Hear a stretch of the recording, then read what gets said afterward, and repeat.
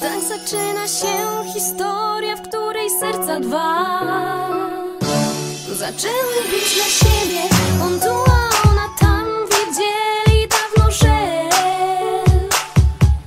nie mogą żyć bez siebie. Z każdym kolejnym dniem on mówił: kocham cię. Ona czuła się jak w niebie, bo miłość jak ogień rozpala nasze serca i płonie tak co dzień, by zgasnąć nagle nie w czas. Tak trudno zrozumieć, lecz to tylko złudzenie. Na ścianie te zdjęcia to tylko złe wspomnienie, bo miłość jak ogień rozpala nasze serca i płonie tak co dzień, by zgasnąć nagle nie w czas. Tak trudno zrozumieć, lecz to tylko złudzenie. Na ścianie te zdjęcia to tylko złe wspomnienie. Zbyt pięknie i jak w bajce układało się.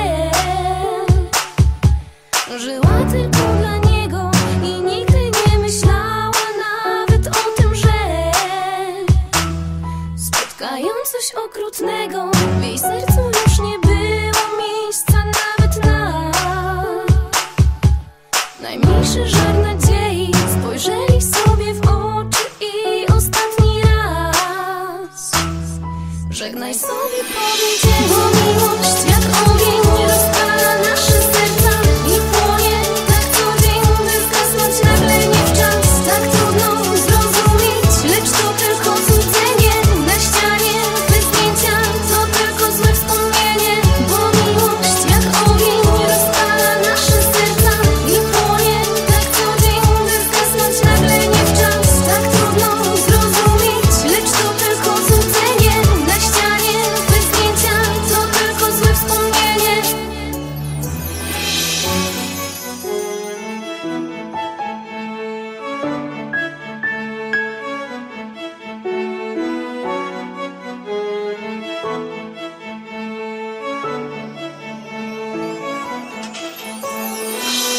Miłość jak ogień rozpala nasze serca i płonie tak co dzień, by zgasnąć nagle nie w czas. Tak trudno zrozumieć, lecz to tylko złudzenie.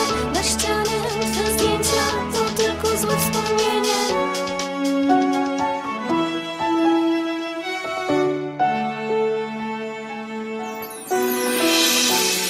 Zakończyła się historia, w której serca dwa spotkały się, by być tylko dla siebie.